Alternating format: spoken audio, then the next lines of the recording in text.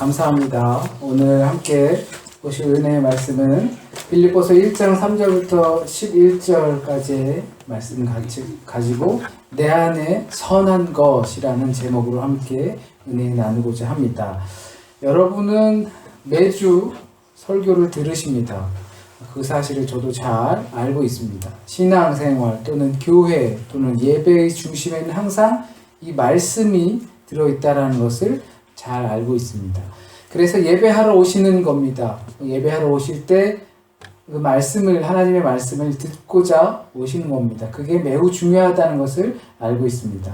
어떤 분은 축도할 때, 그러니까 예배 끝날 때 축도할 때 그 시간에 오셔서 그때 축도만 받고 그리고 가시는 분들도 있다라는 우스갯소리가 있습니다. 옛날에 얼마나 이제 신앙인들이 축복을 좋아했는지라는 거에 대해서 우스갯소리가 있는데, 현대에는 이 말씀이 얼마나 중요한지 다 알고 있습니다. 때로는 인터넷이나 텔레비전을 통해서 설교 방송을 듣고 보고 하시는 분들도 계실 겁니다. 그렇다면 어떻게 보면 텔레비전을 보시고 인터넷으로 보시고 이렇게 하시는 분들은 저보다 이 설교, 이 말씀, 하나님의 말씀에 있어서 더 친숙하실지도 모릅니다. 매주 말씀을 준비하면서 언제쯤 이 준비하는 과정이 편하게 느껴질까라는 생각을 하기도 합니다. 그만큼 변명 같지만 어려운 과정입니다.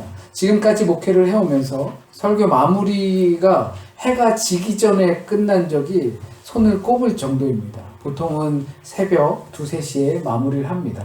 그렇지 못하고 다음날로 넘기는 경우도 있습니다. 그런데 이것밖에 안 되는가, 이렇게 오래 장시간 어렵게 준비했는데 뭐야 이 정도야? 라고 하실 수도 있겠지만, 그 중에 말씀이 중요한 늘 그런 것에 대해서 부족함을 느끼곤 합니다. 집에 가서 설교를 인터넷에 올리면서 또 한 번 느낍니다. 이렇게 조금 더 부족했구나 라는 것을 느낍니다. 그러나 예배에 설교가 중심이긴 하지만 우리 모두의 헌신, 그리고 봉사가 들어가 있고 찬양이 들어가 있고 그리고 감사함이, 이 모두가 다 예배 가운데 들어 있습니다. 이것이 혼연일체가 되고 말씀과 일체가 되었을 때 그것이 진정한 예배라고 할 수 있을 겁니다. 그러나 예배에 설교가 중심이긴 하지만 그 말씀이 중요한 것은, 말씀 선포라는 것은 해석에 따라 달려있기 때문입니다. 아주 오래전 특정 교인들에게 보내졌던 그리고 읽혀졌던 성경이 세월이 한참 흐른 지금에서야 우리가 읽으면서 하나님이 말씀이 되어 그리고 그 생명력을 가지려면 이 시대를 살아가고 있는 우리가 어떻게 이해하고 어떻게 받아들여야 하는가, 2000년 전에 쓰여지고 그들을 향해서 기록되고 그들이 읽고 그들 시대에 맞게 쓰여진 것이 지금 살고 있는 우리가 그 말씀을 접할 때 어떻게 지금 나에게 하시는 말씀이고 나에게 어떤 말씀을 하시는가로 받아들이게 하려면 해석의 과정이 필요하기 때문입니다.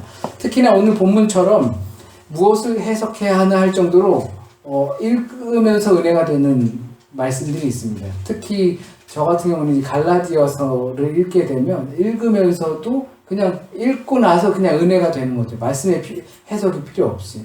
더군다나 오늘 본문 말씀은 빌립보 교회에게 쓴 편지이면서 첫 인사입니다. 편지를 쓰면서 안녕히들 잘 계셨습니까? 안부를 묻고 인사를 하는 건데, 그 본문을 말씀 가지고 그들과 나눴던 안부 인사를 가지고 말씀을 전하려고 하면 어려움을 느낍니다.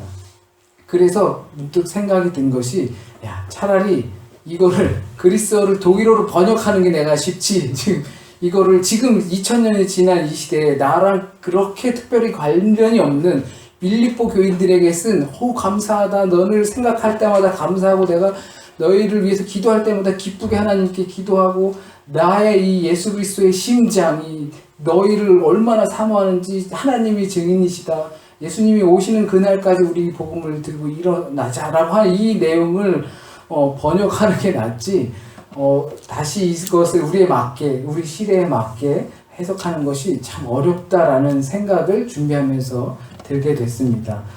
이건 제가 여러분께 엄살을 피려는 것이 아닙니다. 어떤 설교든 그 설교자가 한 설교를 위해 어떠한 장인보다 더 정성을 들인다는 겁니다. 그러니 오늘 말씀이 그 전과 같이 재미가 없다고 하더라도 그 전처럼 재미없는 말씀을 들었다 하더라도 평소처럼 은혜 받은 척이라도 해주시면 제가 부족한 이 모습을 조금 더 이렇게 내가 좀 부족하게 준비했구나 라는 이 과정을 그래도 감사하게 마칠 수 있지 않을까 생각해 봅니다. 부탁의 말씀이기도 합니다.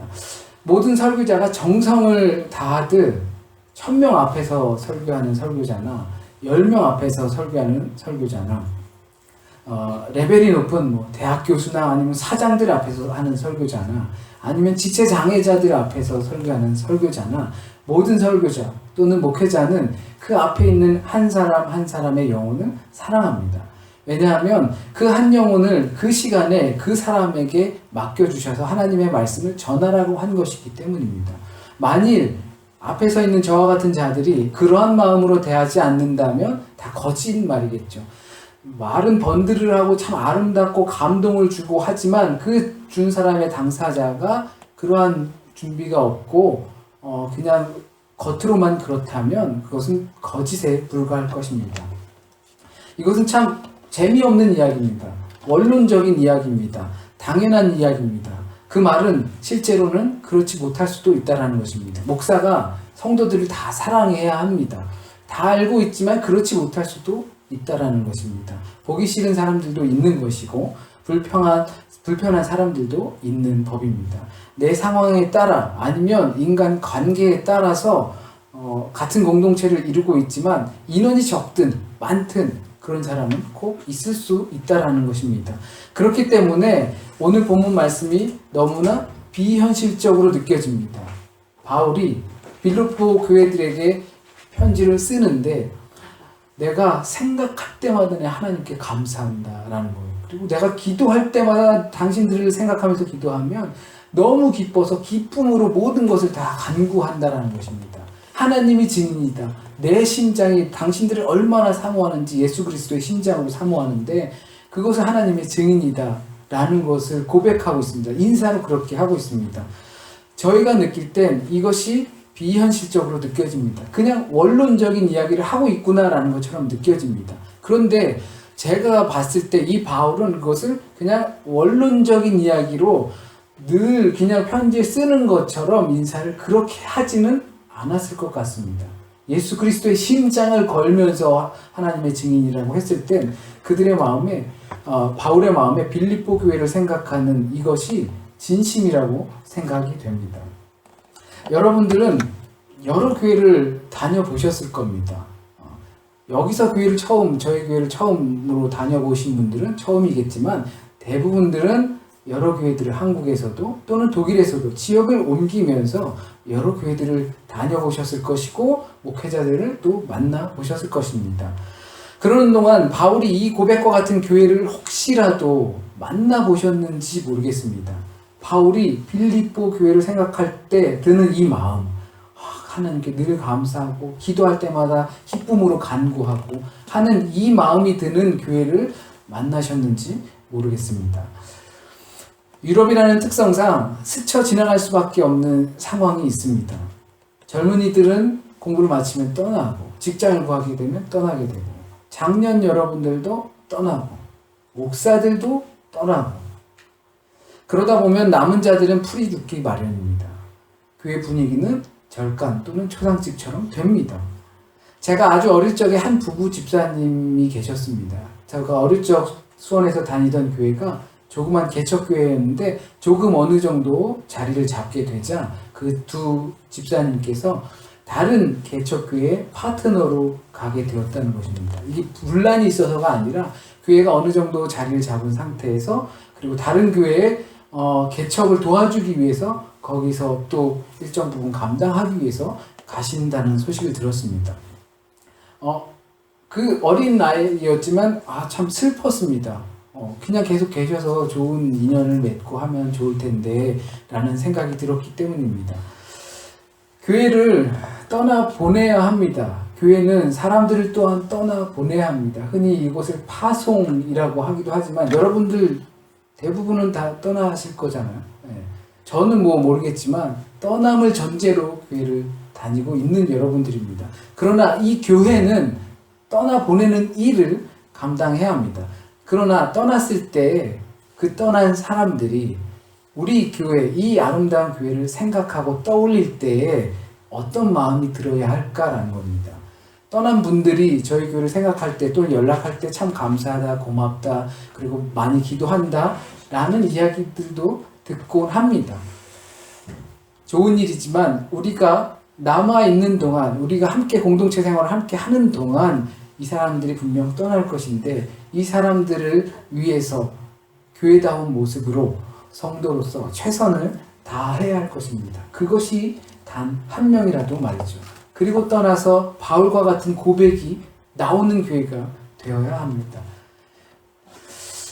그러려면 있는 동안 잘 해줘야 합니다. 있는 동안 옆에 분들, 뒤에 분들 잘 해줘야 합니다. 무엇을 잘 해줘야 하는가? 거기에는 문제가 조금 있는데 각자가 기준이 다릅니다. 나는 이걸 잘 해줘야 돼. 저 사람은 저걸 잘 해줘야 돼. 라고 생각하고 있는 교회로서의 그 기준이 각자 다르게 있기 때문입니다. 이것을 좀 속되게 말하면 소비자 비율을 맞춰주는 교회가 돼야 된다는 것입니다. 농담 삼아 하는 말이지만 가지각색인 손님들의 요구들을 잘 들어줘야 하는 겁니다. 그렇지 않으면 문제가 생길 수밖에 없죠. 하지만 바울은 빌립보 교회를 생각할 때마다 하나님께 감사를 드리고 기도할 때마다 기쁨으로 간구하는 이유를 그 교회가 처음부터 지금까지 예수 그리스도의 복음을 한 번도 포기하고 다르게 행동한 적이 없다라는 것입니다. 빌립보 교회가 바울에게 많은 재정적인 후원도 받았습니다. 그래서 누차 빌립보 교회를 지나갈 때마다 들리기도 하였습니다. 그러면서 후원도 많이 받기도 했습니다. 그러나 그것 때문이 아니라 바울이 빌립보 교회를 생각할 때마다 하나님께 감사하는 것은 여전히 변함없이 처음 그 교회에 복음이 들어갔을 때처럼 유지하고 있다는 것입니다. 그 복음에 참여하고 있다는 것입니다. 바울이 처음 빌립보 교회를 세웠는데 어떻게 세웠는지는 사도행전 16장을 보게 되면 자세히 설명이 되어 있습니다. 모든 것이 그렇듯이 자세히 장황히는 아니지만 그래도 우리가 알 수가 있는 부분이 사도행전 16장에 들어져 있습니다. 어떠한 내용이냐면 바울이 바나바와 함께 2차 전도여행을 떠나려다가 서로 좀 다툼이 생겨서 갈라져서 서로 헤어지게 되었습니다.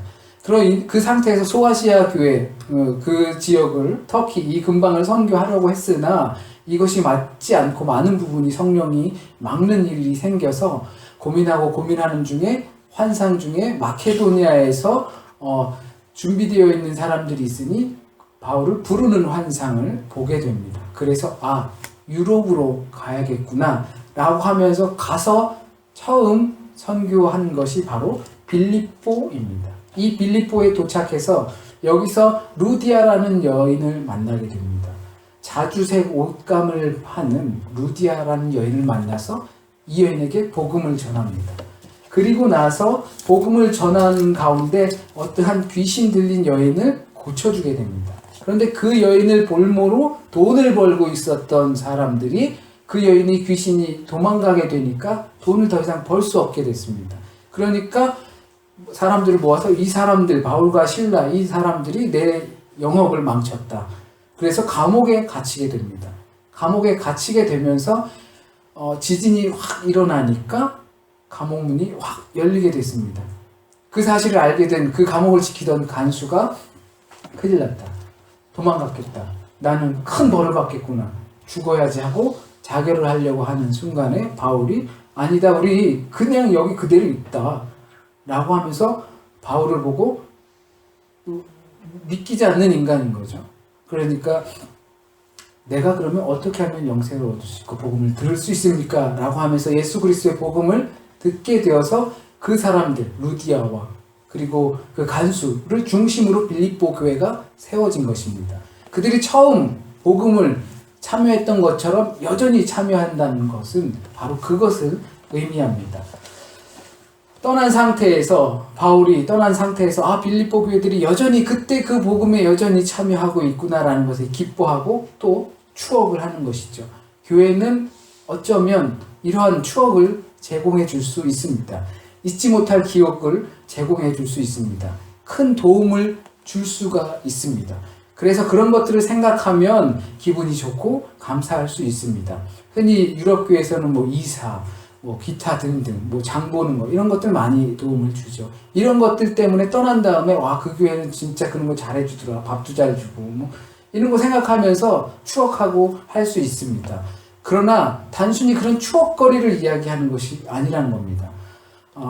어렸을 때 함께 수련회도 가고 함께 은혜도 받고 함께 찬양대도 하고 그렇게 열심히 했던 친구들이 성장해서 만나는 친구들을 보게 되면 교회를 떠나 있는 상태의 모습을 많이 보게 됩니다. 그러면서 하는 이야기가 야, 그때 재밌었는데 좋았는데 그 선생님도 뭐 이야기하고 어떻게 지내? 막 그 교회 이야기를 묻기도 합니다.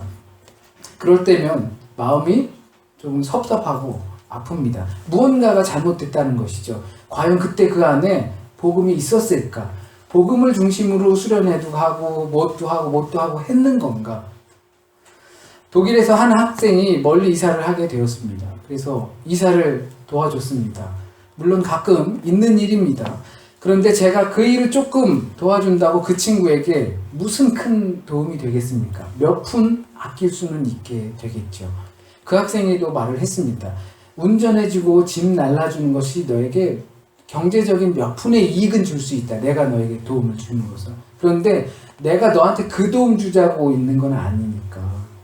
너랑 나랑 같이 가면서 이야기하고 내가 할 수 있는, 전할 수 있는 이야기를 전하고 너와 나가 이것을 교감했을 때 이것을 위해서 내가 너를 도와주는 것이 너한테 이 몇 푼 이익을 남기자고 하는 것이 아니다.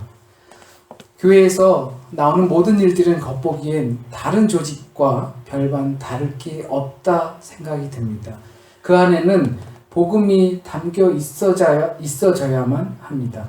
밥을 한 끼 대접하더라도, 길을 잠시 동행하더라도, 어깨를 감싸더라도 그 안에는 복음이 있어야 합니다. 그래야 구분이 되겠지요. 그것은 단순한 추억이 되지 않을 겁니다. 바울은 이런 표현을 예수 그리스도의 심장으로 사모한다고 했습니다. 우리 안에 복음을 품고 무언가를 한다는 것은 예수 그리스도의 심장으로 한다는 것입니다. 내 안에 예수 그리스도의 심장이 뛰고 있다는 겁니다. 그래야 생각할 때마다 진정한 감사와 기쁨으로 간구한다는 것이죠. 예수 그리스도의 심장으로 라는 말, 우리가 조금 생각해보면 더욱더 이 깊이를 알 수 있지 않을까 생각이 됩니다. 복음이라는 말도 우리가 좀 생각할 수는 있겠지만 굉장히 그 1차원적으로 표현했습니다. 예수 그리스도의 심장으로. 그러니까 내 안에 복음이 있다는 것은 내 안에 예수 그리스도의 심장이 뛰고 있다는 것이죠. 그러니까 심장이 없으면 못 사는 것인데 그것이 곧 생명인 것이기도 하고, 빛을 비춰주고 불을 지펴주고 짐을 덜어주고 하는 것은 교회가 아니어도 충분히 있을 수 있습니다. 예수를 몰라도 할 수 있는 것입니다. 그런 것으로 세상은 선해지고 아름다워질 수도 있습니다. 그렇기 때문에 선하게 살고 도덕적으로 윤리적으로 살면 되는 것 아니냐고 이야기합니다. 다른 길로 가도 산의 정상으로 가기만 하면 되는 것 아니냐고 합니다. 속에 무엇이 있든 겉으로 표현되는 것이 같기만 하면 되는 것 아니냐고 합니다. 그러나 성도다 또는 거룩하다, 구별되다라는 것이 한 의미를 갖고 있다면 적어도 우리가 성도이고 그리고 거룩한 자들이라면 분명한 구별이 되어야 하지 않을까 생각합니다. 요즘은 세상이 정말 좋아져서 옛날에는 좋은 일, 착한 일, 뭐 쌀 나눠준다든지 어디 가서 봉사한다든지 하면 교회나 아니면 법당이나 아니면 성당이었습니다. 그러니까 그런 일들이 있었는데 요즘은 그런 것이 아니어도 다 잘 해줍니다. 일반 사회단체, 산악회에서도 뭐 김장도 해주고 뭐 좋은 일들 많이 해줍니다. 그러다 보니까 구분하기가 어렵습니다. 그 안에 들어있는 것이 무엇인지 알기 어렵습니다. 그러려면 우리의 행위 안에 복음이 있어야 합니다. 남들도 우리와 비슷한 행위를 하고 있다면 그들과 다른 것이 무엇입니까? 우리 안에 복음이, 예수 그리스도의 심장이 뛰어야 한다는 것입니다. 우리 생각 안에 복음이 있어야 합니다. 내 몸에 예수의 심장이 뛰어야 합니다. 그것이 추억되어야 합니다. 내 행위가 아니라 우리 안에 있는 복음과 예수 그리스도의 심장 말입니다. 겉에만 보이는 것이 아니라 속에 있는 것까지 말입니다. 그럴 때 바울이 빌립보 교회를 떠올리면 나오는 그 감사와 기쁨의 기도가 자연적으로 나올 거라고 저는 생각합니다. 내가 아무리 선과 기쁨을 베풀어도 내게 복음이 없는데 어떻게 나를 통해서 복음을 추억할 수 있겠습니까? 내게 복음이 있고 예수 그리스도의 심장이 뛰어야 하는 것입니다. 6절에서는 이렇게 말하고 있습니다. 너희 안에서 착한 일을 시작하신 이가 그리스도 예수의 날까지 이루실 줄을 우리는 확신하노라. 복음이 무엇입니까? 예수 그리스도입니다. 그의 삶이고 그의 이야기입니다. 그의 삶과 이야기가 우리 안에 있으므로 그것이 우리의 복음, 곧 기쁜 소식, 승리의 소식이 되게 하셔서 우리로 하여금 선한 일을 하게 하시는 겁니다. 이 사실을 우리는 분명히 기억해야 합니다. 우리의 선한 일은 어떤 누군가의 선한 일과 동일한 모습일 수 있습니다. 그러나 우리 안에는 복음이 있어서 그 복음의 결과로 착한 일을 하게 된다는 겁니다. 이것을 반대로 이야기한다면 내가 과연 복음을 품고 있고 예수 그리스도의 심장을 가진 채로 쿵떡쿵떡 한다면 거기에 어긋나는 일들을 할 수 없다라는 것입니다. 만일 그렇다면 우리를 생각하며 하나님께 감사하며 기뻐하며 간구하는 이러한 일들이 없게 되는 것이고, 그러한 상태로 우리가 선한 일을 한다 하더라도 그것은 거짓말이라는 겁니다. 아이들을 볼 때 제일 사랑스럽죠. 저희 아이 또래 때 그때가 제일 예쁘죠. 그죠? 네. 보면 얼마나 막 행복합니까? 그냥 보면 90%는 행복해요. 90%는 행복한데 10%가 좀 불만인 게 있어요. 그런 애들도 10%가 좀 불만인 게 있어요. 그러면 그 10%에 초점을 맞춰요. 제 얘긴데요. 이상하게 90% 이만큼 좋은데 왜 10% 불만스러운 그 행동이나 용고에 초점을 맞춰가지고 왜 그걸 못하니? 이렇게 100%를 만들려고 하더라고요. 그래가지고 그러니까 예수 그리스도의 심장이 뛰는 모습이 90%의 아이를 볼 때는 그렇지, 이렇게 기쁨으로 있다가 10% 때 확 달아나 보더라고요. 이 사람이라는 게, 그런데 이 예수 그리스도의 심장으로 우리가 뛰고 있다라는 것은, 예수 그리스도의 심장으로 내가 살아가고 있고 복음으로 살아가고 있다라는 것은 완전하게 만드는 것이 아니라 10%가 나빠도 10%가 좋고 90%가 나빠도 그것을 받아들일 수 있고 내가 그곳을 향해서 선한 일을 할 수 있다는 것입니다. 우리 안에서 그 선한 일을 이루시고 계시는 것이고, 그 이루시는 일이 단기적으로 끝나는 것이 아니라 예수 그리스도께서 다시 오실 그때까지 우리가 할 수 있기를 확신한다는 겁니다. 그것이 처음 너에게 빌립보 교회에 갔던 그 복음이 여전히 유지되고 있는 것을 보면서 기쁘다는 것입니다. 낭망할 수도 있고 또 실패할 수도 있고 그러한 그리스도의 마음을 이루려고 했던 것들이 못 이룰 때도 분명히 있을 것입니다. 그러나 그래야 한다는 것은 확실한 사실이고 우리가 지켜야 할 본분인 겁니다.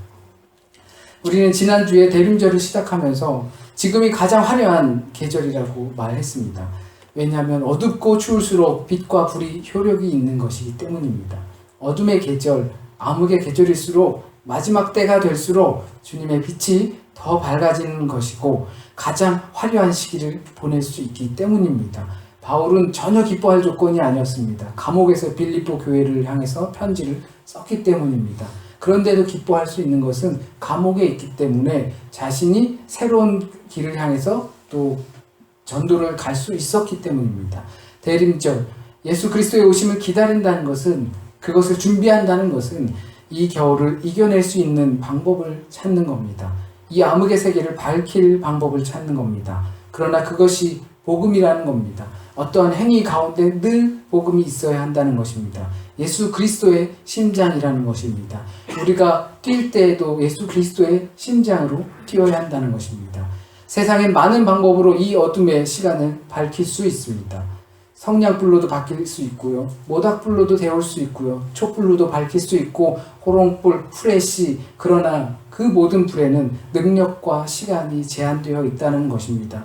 예수 그리스도가 우리 안에 들어오셔서 우리가 그 심장으로 뛰면서 우리가 그 불의 역할을 한다면 어떠한 불보다 더 효과적인 불이 될 것입니다. 그 추억에 불과한 교회가 아니라 우리 교회를 생각하면 하나님께 감사가 절로 나오고 기도할 때마다 기쁨으로 간구하게 되는 그런 교회가 되길 원합니다. 그런 주님의 사람이 생겨나길 바랍니다. 예수 그리스도의 심장을 가지고 다니는 저와 여러분이 되길 소원합니다. 잠시 기도하겠습니다. 하나님, 이곳에 수많은 교회가 있는데 또 하나의 교회를 세워주셨습니다. 그리고 다른 교회들과 크게 다른 것 없이 하나님의 말씀이 흐르고 찬양과 감사가 넘치고 봉사가 있는 평범한 교회입니다. 우리는 묻지 않을 수 없습니다. 왜 이 교회가 존재해야 하는지, 이 교회를 통해서 하나님 추억되게 하여 주십시오. 하나님의 복음이 살아있는 교회로 추억되게 하여 주시고 하나님의 아들 예수 그리스도의 심장이 뛰는 교회로 추억되게 하여 주십시오. 동일한 일들을 한다 하더라도 그 안에 분명한 복음과 심장이 뛰는 사람들로 이루게 하여 주십시오. 그리고 또 보내질 것이고 보내야만 하는데 보내고 나서 진정한 복음으로 그 각자의 자리에서 설 수 있도록 인도하여 주십시오. 체계도 없고